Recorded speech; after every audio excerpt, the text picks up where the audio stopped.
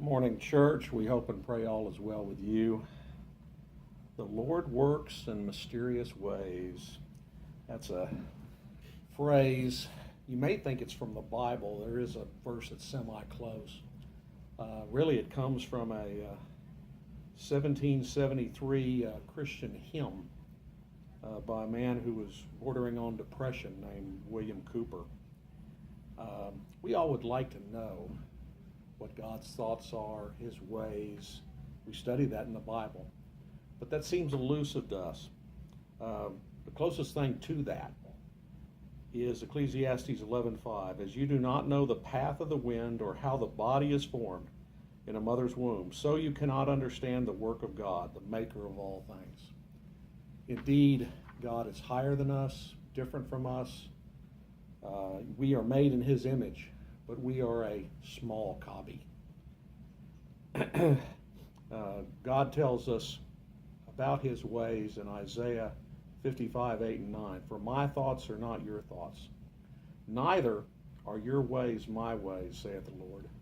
For as the heavens are higher than the earth, so are my ways higher than your ways, and my thoughts than your thoughts.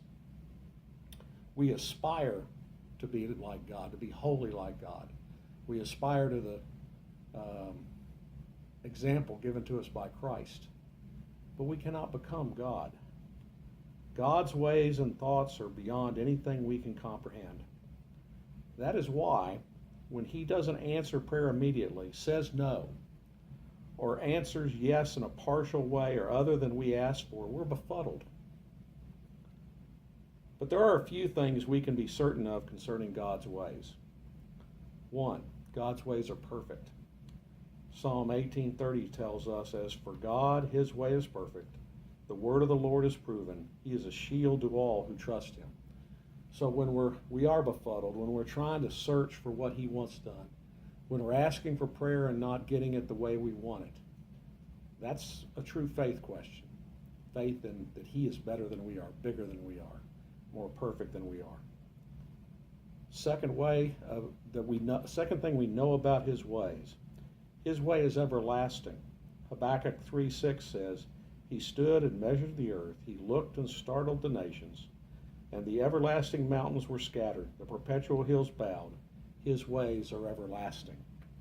What we do is temporary, but His things are everlasting. And we need to understand that difference.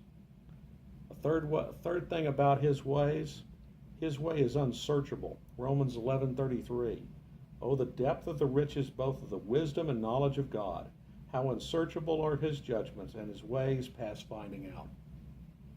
He sees the big picture of the entire universe, of our entire culture, of our nation, of the world. And we too often only see the myopic lens of our life, of our situation. It truly is beyond us to understand a lot of the things He does. A fourth thing about His ways are just and true. In Revelation 13:3 it says, they sing the song of Moses, the servant of God, and the song of the Lamb, saying, great and marvelous are your works, Lord God Almighty, just and true are your ways, O King of the saints. We aren't always true. We aren't always just. We aren't always right, but God is, and that's something to remember about His ways, even when we don't understand them. A fifth thing about His ways, He is faithful. This is a difficult one for us since our humans that we deal with are often unfaithful. We cannot even count on our relatives or our spouses for faithfulness all the time. But God is faithful to us even at times when we are not faithful to Him. 2 Timothy 2:13, if we are faithless, He remains faithful, for He cannot deny Himself. That's part of His being. A few other scriptures to help you fully comprehend this idea of God's ways beyond ours and trusting in Him and His infinite wisdom. Deuteronomy 7:9, know therefore that the Lord your God is God, the faithful God who keeps covenant and steadfast love with those who love Him and keep His commandments to 1,000 generations.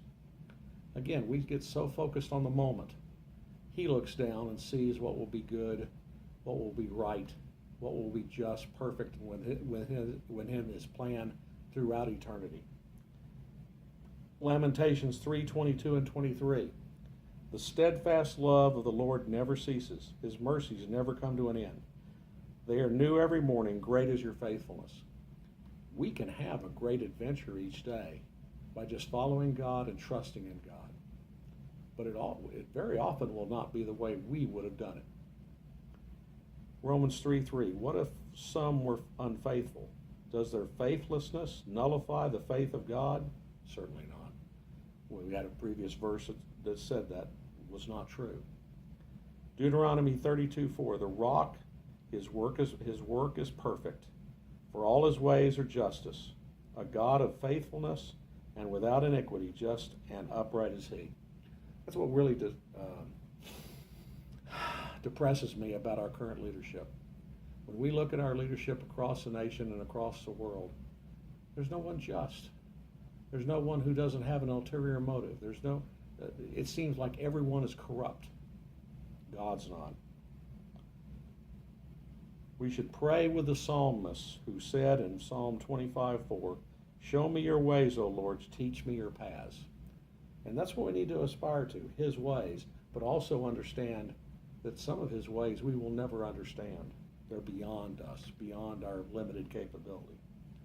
We can count on God's faithfulness. Can he count on yours? I hope you will take comfort in his faithfulness today and pray with him about yours. And have a good day.